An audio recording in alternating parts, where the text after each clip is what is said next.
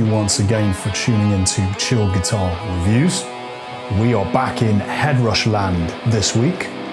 Just a few short months ago saw the launch of the brand new second generation of Headrush modeling products. We did an in-depth video review of the new Headrush Prime on the channel, which took a detailed look at what has changed in terms of what's on offer. For the granular detail, I would definitely recommend you check that video out. Now, a few months later, we have the Headrush Core, which has just launched and is effectively an affordable version of that Headrush Prime. I thought what would be helpful for you guys is if we took a big picture view at this product, and I'm going to break down for you what I think works and what I think doesn't work. First and foremost, this unit is currently retailing for about 750 quid in the UK. That's versus the full-size Prime, which is about £1,000. So first of all, let's look at what you don't get with this unit by saving 250 quid and buying the smaller Headrush Core. So compared to the Headrush Prime, first of all, you do not get the 3 quick adjustment knobs for the touch screen. You get 1 less row of switches, and you only have 5 foot switches now to control all of your patch and stomp changes. You do not get the OLED scribble strips for each foot switch, although you do still get fully customizable color-coded LED indicator lights. There is the rather strange omission of a separate volume control knob for the auxiliary input. So if you're running your mobile phone into the aux in, you're probably going to have to manage the volume from the phone itself rather than turning a volume knob on the unit. And of course, there is no expression pedal with this unit. Now, the good news is effectively those are the only things you're missing out on by getting this more affordable core. This has all of the same horsepower and technical capabilities of the full-size Prime, including amp cloning, all of those fancy vocal effects with the vocal input. On the input and output front, all of the ports are the same. You have proper XLR ins, you have full-size MIDI, effects loops, you have headphone out, auxiliary in. And I am really happy to see the inclusion of an external amp control jack socket. So you can use this thing to change channels on a traditional amp head if you like. On the wireless front, again, this is fully wireless capable with Wi-Fi and Bluetooth built in, which includes the ability to Bluetooth stream audio from your phone. Form factor wise, you can consider the Headrush Core to be about 1/3 the size of the full-size Headrush Prime. The touchscreen is exactly the same, it's the same size. And whilst this thing is reasonably hefty, I think when you consider what this thing can do, the small form factor is really quite impressive, and I think it's well judged to have given you that same big touchscreen as you do with the Prime.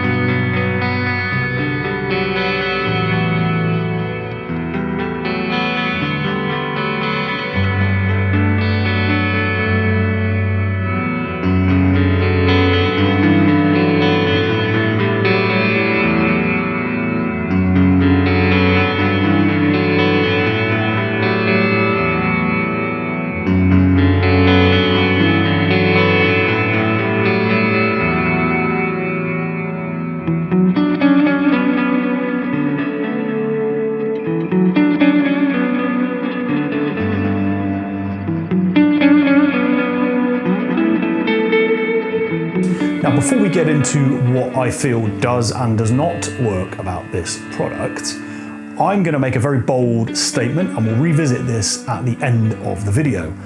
I currently believe that this is the most amount of guitar modeler for the least amount of money that you have ever been able to buy. Now, 10 years ago, a guitarist spending 750 quid on a multi-effects or a guitar modeling unit could not have even dreamed of getting half what this thing is technically capable of. So I think that deserves a big thumbs up. We are currently balls deep in a global recession, and good on Headrush for offering something that at the moment, at the time of doing this video, really is unrivaled in its bang for buck. It's great to see a company come out with a brand new product that has really an unparalleled feature set for the price point it's at. Now, what doesn't work about this thing? Well, look, the biggest complaint you are going to read online about Headrush products is they have a much narrower selection of built-in amp models. Firmware updates and things such as new amp models, new feature releases, that type of thing, they don't happen very often. As a long-time Kemper user, for example, I can tell you that almost every time I log on to Kemper Rig Exchange, there is some new update or some new feature that appears as a download. So compared to your Neural DSPs, your Kempers, your Helixes of the world, bear in mind this thing is not going to receive feature updates nearly as often. So in my opinion, yes, the scope of what's on offer with this product, amp-wise, and certainly in terms of future development, is definitely narrower than some of the bigger players. But what is there is quality, I have to say. I'm a long-time Headrush user. You can find many Headrush videos on the channel and many free rig downloads. So if you are a Headrush user, please help yourself and enjoy those rigs I've made for you. And still now, regardless really of what combination of stomps, ambient effects, amp models, whatever rig I'm building on this thing, I'm always happy with what I'm getting. There's never something that comes out of my speakers that's offensive or that I can't at least tweak into something that's serviceable. Just to point out that any modeling product I use, no matter what brand it's from, I always use my own impulse responses and I never use the built-in cabinet simulations. The cabinet simulations in this product are okay at best, but you really are not going to be getting the maximum potential out of this unit without using your own impulse responses. I have included a free download link in the description of this video for this exact impulse response I'm using. It's of a Mesa cabinet with vintage 30s, and I use this impulse response for everything. It's just a nice neutral sound that responds really well. So please do help yourself to that free download link for it in the video description. Give it a try, let me know what you think.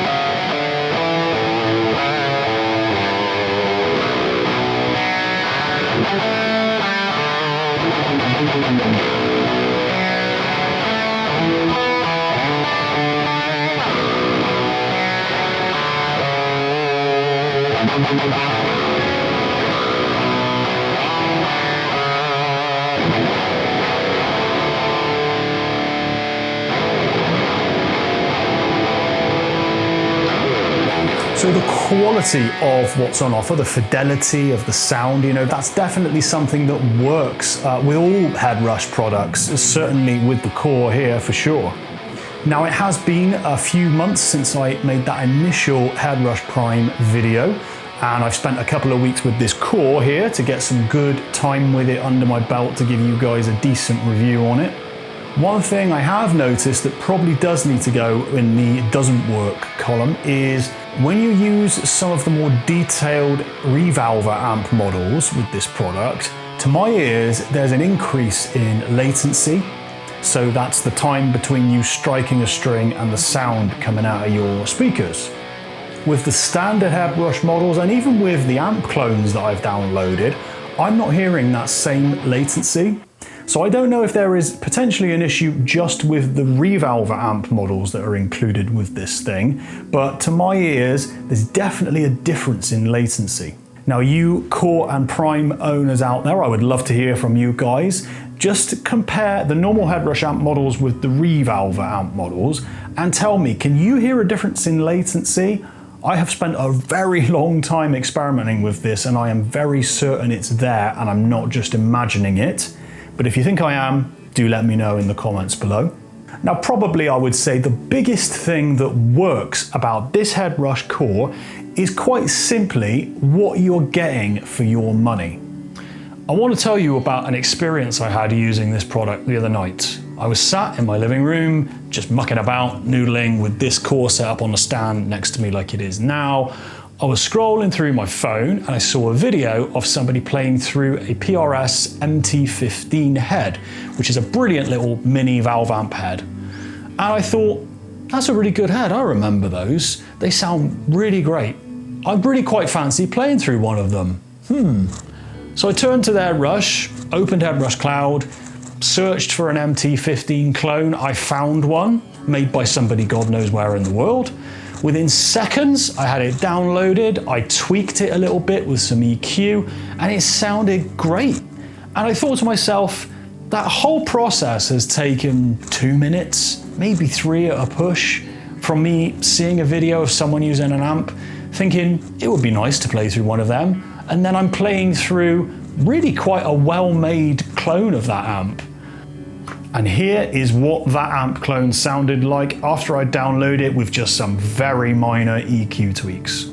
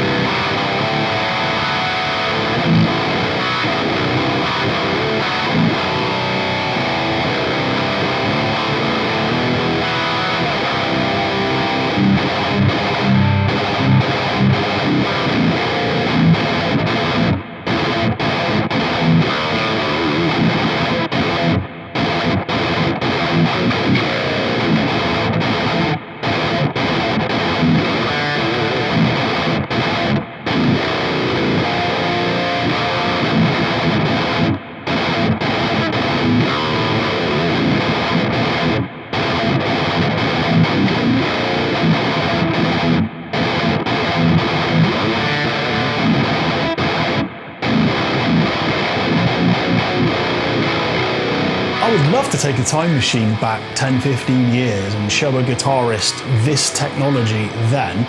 That is just absolutely mental compared to the kind of modeling products that I sort of grew up using. So going back to that bold statement I made at the beginning of the video where I said I think this is the most amount of amp modeler you've ever been able to buy for this amount of money, please go and name me another product you can buy at the moment for 750 quid that is a completely fully wirelessly integrated touchscreen product that in seconds you can use to get amp clones in your hands from anywhere in the world. It really is crazy how fast technology evolves things these days, and sometimes maybe we need to remember just how spoilt we are as guitarists in the modern age. Now, the final thing I just want to touch on that for me doesn't work, and I don't hear a lot of people talking about this, but for me it's always been the biggest downside of the Headrush products, is signal routing options. Now, look at the Neural DSP Quad Cortex, which is probably the closest competitor to this product, despite the fact it is twice the price. With that product, you can have up to 4 parallel signal chains. So 4 guitars going in, 4 different sounds coming out, right? That is probably the biggest unique selling point of that product. With the Headrush Core and the Headrush Prime, you are really quite limited as to what you can do with your guitar's signal chain. There are built-in templates for building rigs, but you are stuck with just those templates. There is a video on this channel where I use a Line 6 Helix to create a proper wet-dry Devin Townsend ambient clean sound. That's using 2 dual guitar signals and a split delay setup on the wet signal. I'm not able to do anything like that with this unit, purely because you are just stuck with those signal routing templates. I don't know if this is a limitation of the processor inside it, or whether this is something that could be possible with future firmware updates. But for me personally, and the way I like to experiment and build rigs, that probably is the biggest thing that doesn't work about this product. Now, I do keep a close eye on the Headrush community user groups. There are Facebook groups full of people with these products. Some people are still encountering bugs. Let's face it, this second generation of Headrush modeling products is in its infancy. It's only been out a few months, and it's probably going to be several firmware updates before these products are at their best. People have reported bugs with the Bluetooth audio streaming. They've reported bugs with amp clones and just not being able to clone certain amplifiers for bizarre reasons. Personally, I haven't encountered any of those bugs. My experience has been flawless, but it's probably something to bear in mind. If you're buying one of these units at the time of making this video, you are buying a brand new tech product that is still in its infancy. Chances are you're going to encounter a bug or two. Now, me personally, I am really sold on the form factor of this unit. I am completely satisfied that I am getting 90% of the experience I got with my Headrush Prime, so I will be downsizing just to this unit from the Prime. Do we have anybody out there who purchased the Headrush Prime who is now thinking maybe this is a better fit for you? Or do we have people out there who have experienced some of the bugs I'm reading about online? Please do let me know and let's have a chat in the comments. I always enjoy interacting with you guys there. If you've gotten this far in the video, thank you so much for watching. Please do like and subscribe to the channel. It really does encourage me and help me to keep producing the content for you. Better yet, you can financially support me by buying me a coffee. There is a buy me a coffee link in the video description below. Until the next chilled review, do take care of yourselves, and I'll see you soon.